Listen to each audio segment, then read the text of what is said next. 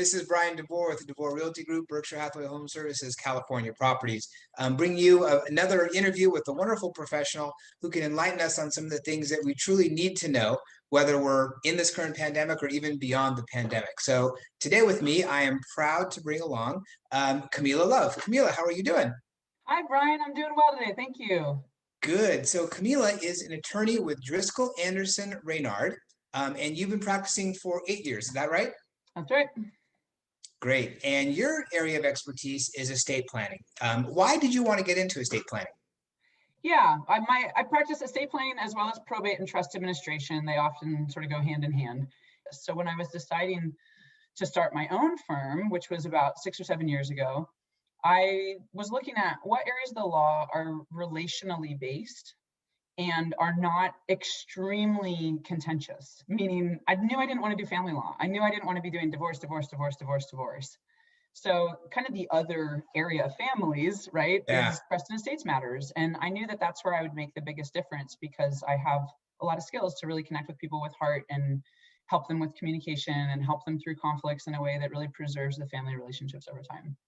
That's awesome. And I think it's very important to, when you do this, to do it with a professional, so you can avoid maybe some of the conflict, because I think that if you don't do it the right way, unfortunately, you can have some of that conflict. So what I wanted to do today is to talk about some of the key things that we have to be looking at when we are putting together an estate plan.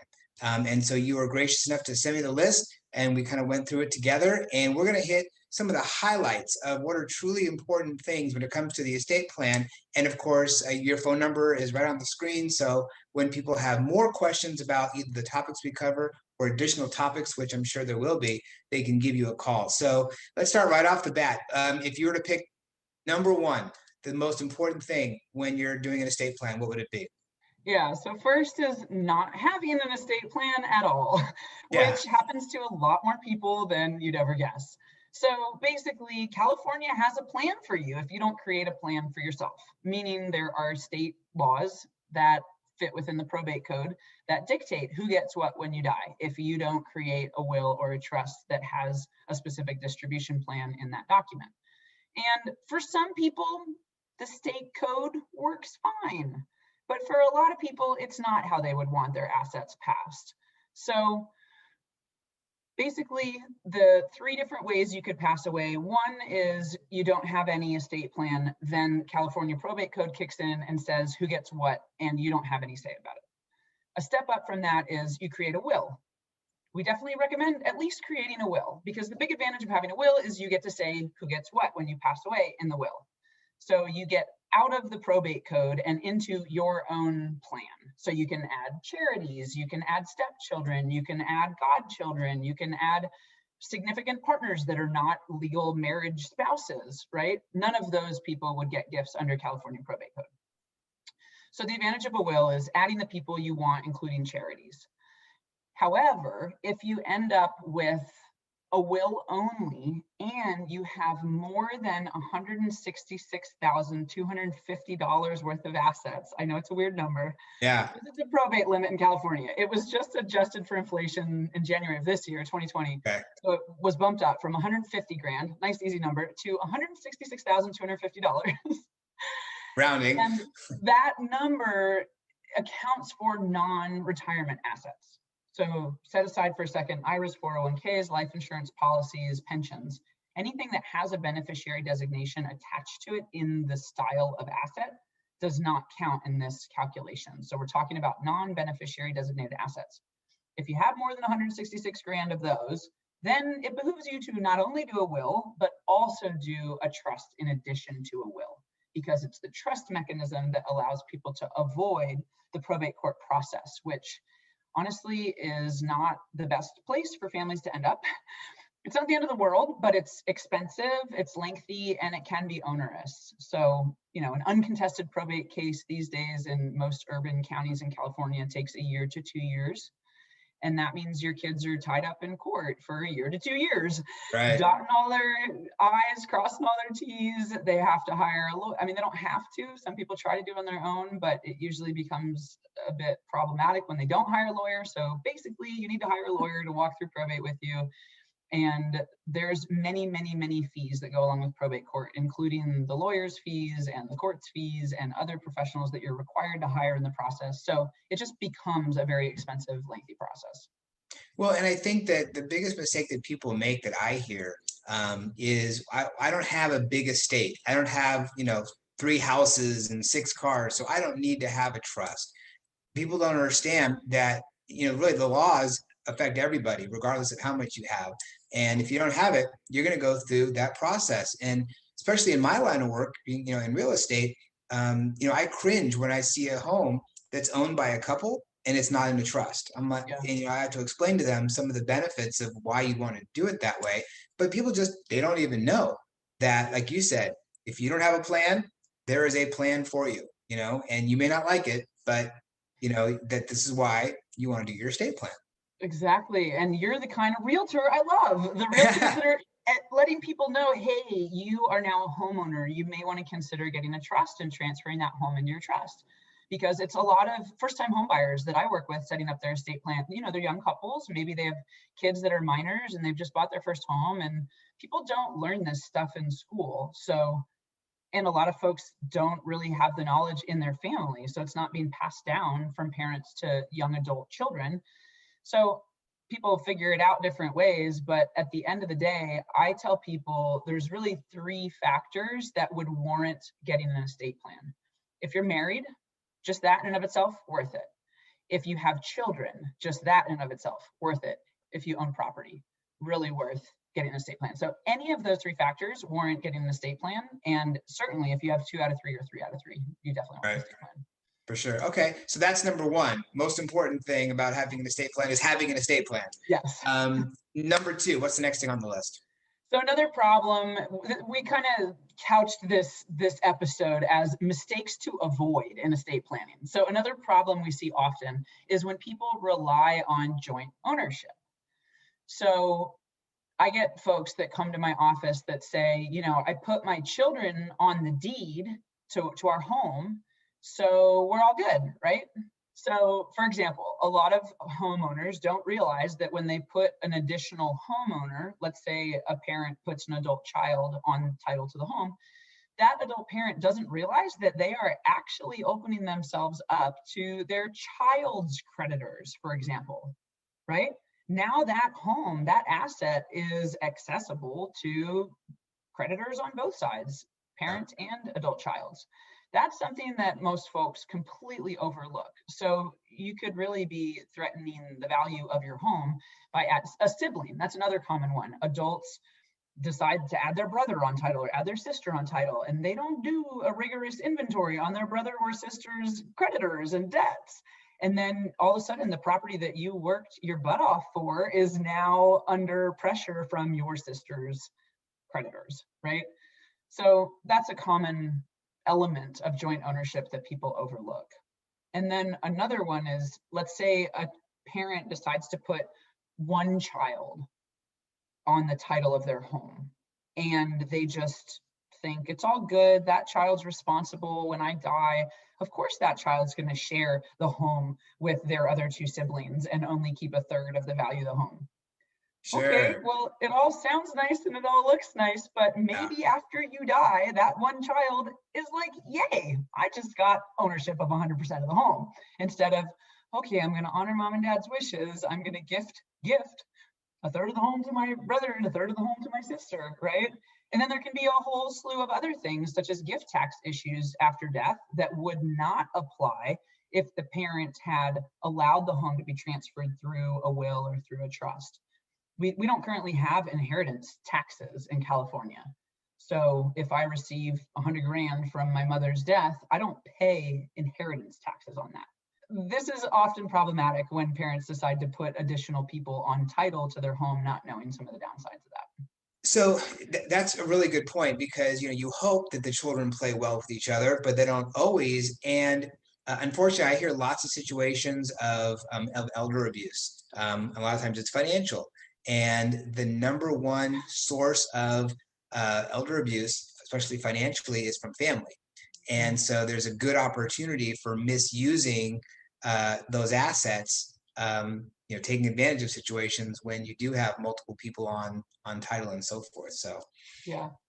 It's really true. So, and this can happen with banking. I used the example of a house before, but it happens with bank accounts all the time too, where a parent who's approaching their elder years, they're still with mental capacity, but they decide to add one of their adult children or multiple adult children onto their bank account, which parents don't even understand what that means sometimes. It's not like they're adding a beneficiary to the account, so when they die, their kid gets it. They're actually adding a second owner to the account. It's the same as the idea of putting a child on the deed to your home while you're still alive. So if I add my adult child as a co-signer on my account, they can drain every cent out of that account tomorrow yeah. legally without that would be very hard to prove any problem, because I voluntarily added them to my account, which is the equivalent of saying you have access to all my money. You can do with it what you want. Yeah, not good. Not good. Not good when it comes to financial elder abuse, not at Right. all. All right. So those are two things. The third thing, which is, is very common nowadays, people want to do things on their own. This may not be the time to do it. Yeah, so there's a lot of websites out there, LegalZoom and various others, where you can create your own powers of attorney, healthcare directives, even wills and trusts. Sometimes we talk about this a lot in the legal community because people ask us, well, I can do it for a third the price online by myself. Okay, yeah, you can. And I think the general consensus is across the board from both people who've used those services and from people on the legal side, you get what you pay for, right? So it's the difference between getting a used Ford and getting a new Tesla. I mean, it really is different. And often people do the online documents thinking they're all good, and we don't see a problem until after they die. As far as the documents aren't working the way they intended them to, there's something missing that should be in there. The outcome is not at all what they meant for it to be. We see all that stuff often after death, which is basically exactly what the parent was trying to avoid. They're trying to avoid a legal problem after they die by getting online and doing these forms and thinking that they're getting ahead of the curve by doing them. So we do see a lot of problems, and the joke that's not really a joke is, okay, you save a few bucks by doing the forms online, but after you die, you're creating a litigation that costs a gazillion times more than paying an attorney to do a good estate plan. Right. So one of the common problems we see with these DIY forms is that, relatively speaking, these online document companies, they're fairly new. They've just been around a few years. So they're constantly updating their software and fixing items when they figure out that the documents aren't working well. So if you do a DIY estate plan now in 2020, it'll probably be better than it was in 2015, right? Because they are making improvements. But we're still finding all kinds of problems with these documents online, and something as seemingly simple as a notary acknowledgement, right? In California, a lot of these forms require notaries. And if you're going online and doing these forms online, they don't necessarily have the state specific language that's needed, because these companies are trying to do forms for everyone in the country. And most estate planning laws really come down to state specific codes. So these online forms don't take into account the state specific codes very well. And sometimes they botch the notary blocks. So if a document isn't properly notarized because this state's notary requirements aren't met, it could invalidate the whole document. And you would have no idea while you're doing these forms online Right. that that's a possible result. Anything that's this big and this important, I think, is not something you want to try to mess with, on your own. And I kind of compare it when people talk about, selling their home for sale by owner. And I say, you totally can do that. Here's the issues that could arise. And of course, Yeah. being in California, the most litigious state, and the thing that's most sued about is real estate. Things come up that are, failure to disclose, and things you always seem to find out after the fact. The process originally may be okay, but it's like you said, it's when you pass away, or after you sold the home, what could come up. And, we tell people all the time, you're not going to perform surgery on yourself. Something that important, you're not going to, right? So if you want to go build a fence, watch a DIY video on YouTube, not a problem. But when you're doing an estate plan, I think that's one of the last things that you want to do on your own, and risk it without getting the advice of a professional like yourself, who is not only going to provide the forms, but provide the guidance of how to, navigate the whole process. Right. I mean, a lot of these forms, when they were first created, the online DIY versions, there was no attorney touch at all. So you're not getting legal advice, you're filling out forms. Now, some of the services have added, for an added X number of dollars, you can have an attorney review your documents, right? So, I mean, they're getting better, like I said, but we still see a lot of holes and a lot of problems. Okay. All right, number 4 on the list. Talk about funding your trust. And I know that's a huge thing because people get a trust and they leave it alone and they don't realize what they're supposed to do with it. So Yeah. talk about that. Yeah. So this unfortunately happens all the time. When I was starting my own firm, which I had prior to joining Driscoll Anderson Renard, I was looking at, all right, how can I set myself aside from the other attorneys, right? What's my competitive edge? And this is one of the areas I highlighted. Wow, a lot of attorneys are not ensuring that their clients fund their trust. So people die thinking, I did it, I have a trust, everything's taken care of, but they never put their assets inside the trust, which ultimately means there's going to be a probate proceeding to get those assets titled in the name of the trust that was created. The good news, if you create a trust and you don't fund it properly, the probate proceeding after your death is not a full-blown year to 2 years long. It's typically just one hearing in probate court. It's under the case law, estate of Hegstead. So it's called a Hegstead petition. And it's usually just one hearing where we say, hey, judge, Bryan died, he has a trust, he meant to put his home in his trust, but he forgot to title it correctly in the name of his trust. Can you please retitle his home in the name of his trust? And the judge looks at all the paperwork, and usually it's just one hearing where they say, okay, yeah, I get it. Let's change the name of his home into the name of his trust. So that's the plus of having a trust. At least you can have a shortcut through probate court. But that's, 5 to 10 grand right there, total costs for that one hearing. So you're still Avoided just by doing it right the first time. Exactly. You're wasting money that's easily avoided. So a quick explanation of how I like to tell my clients is a trust is a bucket. You're creating a bucket. It's a holding ground. So when we do this, 100 to 150 page document, which is your trust, we just created the holding ground for your assets. We didn't necessarily put assets in your trust. So when I do an estate plan with clients, there's some assets that we do title in the name of the trust right there at the same time we sign the trust. That's going to be all real estate assets, all business interest. If you have a partnership or a corporation, we're typically going to transfer those business interests into your trust. So some of those we do handle at the same time we're signing your trust. But some of them, it's homework for either the attorney or the client afterwards. So if you have an investment account with Charles Schwab, that's a homework item that you would need to title that investment account into the name of the trust after we create the trust. I wouldn't do it with you at the same time we're signing documents because we have to get on the phone with Schwab and do paperwork with them. So every single asset you have that is, say, an investment account needs to be followed up with after we create the trust. And you've got to retitle that bank account into the name of the trust to actually fund the trust. Now, do you recommend, you talk about the bucket, your whole life goes in the bucket? I mean, so I know, we were kind of going back and forth, even like your furniture, Yeah. So it's really, we're talking about everything down to the nitty gritty. Yeah, there's differing opinions on this. Some firms say, yes, transfer every account and every asset into your trust. Some firms say, well, remember there's that $166,000 probate cutoff limit. So you're allowed, let's say you have a trust and you put all your large assets into your trust, all your real estate's in there, your larger investment accounts are in there. Then you've got maybe your checking account that always has a balance of 20 grand or less. Do you have to put that in the name of your trust? Different attorneys will counsel you differently. You don't have to. You're not going to trigger a probate proceeding if you don't put that into the name of your trust because you're still under the 166 grand outside your trust when you die. So it's okay if you don't want to put it in your trust because sometimes the banks will make you sign new signature cards. And these days, everybody's got, automatic payments coming from their checking account and all these different auto pay things. Sometimes you have to redo all that, because the bank made you open a different bank account number in the name of your trust. They shouldn't.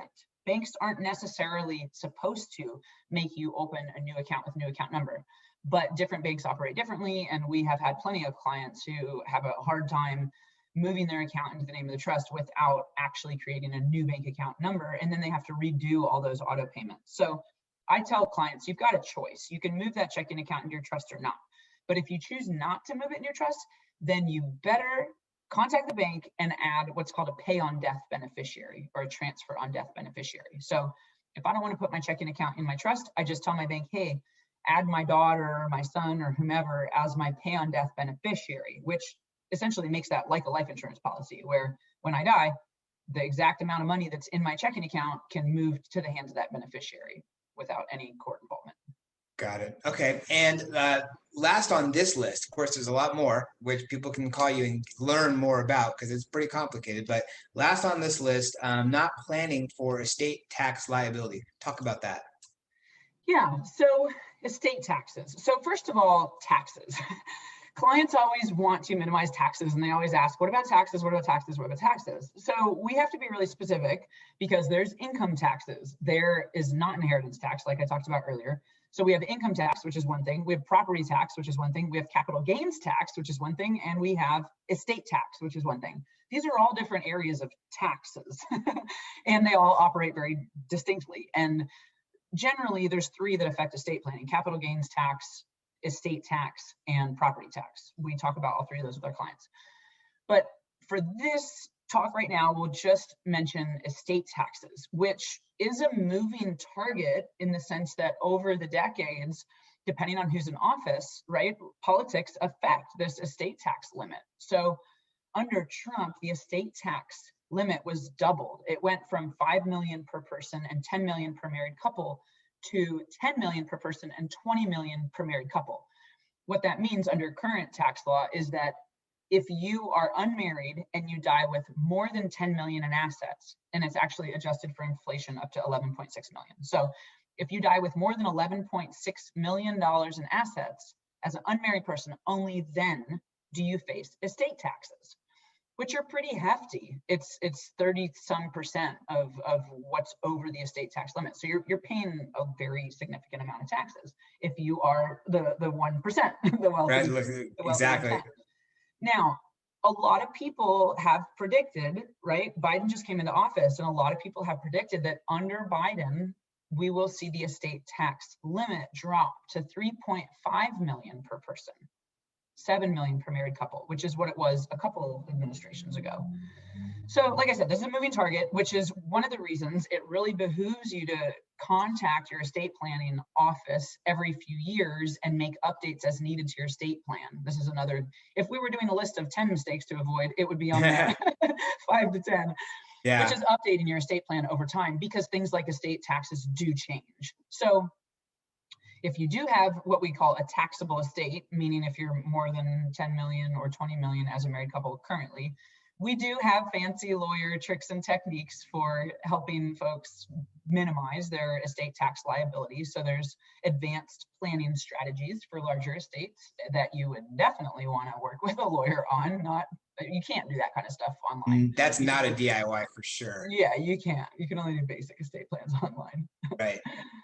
So I think the bottom line of this is, number one, it's important to have one. And number two, it's important to do it the right way with the right person. And I think you've talked a lot about some of the very important things, but there's others like we discussed. Wish we had time to do all of them, but definitely people should reach out to you. Just run some things by you. If they don't have an estate plan, talk about what the benefits are and how to do it if they have one. Just kind of go over it and really see if what they have makes sense, or maybe there's some better ways to do it to protect themselves in the long run and to protect, the people who come after them, who are going to, benefit from, the work that they've done their whole life. Yeah. Yeah. I always tell people, honestly, doing the estate plan is almost more for your kids than it is for you. You're really gifting them the benefit of having an easier time managing your estate after you die. So it's really, truly a gift to your heirs, to your beneficiaries. Right. And, I'm really happy to be with Driscoll Anderson Renard. I just joined the firm this year, and it's a really wonderful team of attorneys, very competent, very heart-centered. We give really good service, and we have a lot of folks in our office who were CPAs in the past or have taxation degrees. So we have a lot of knowledge around the tax issues and can really support larger estates with minimizing tax liability.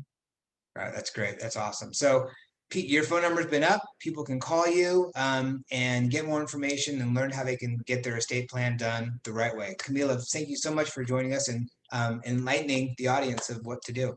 You bet. Thank you so much, Bryan. It's an honor to be here. My pleasure. Thank you.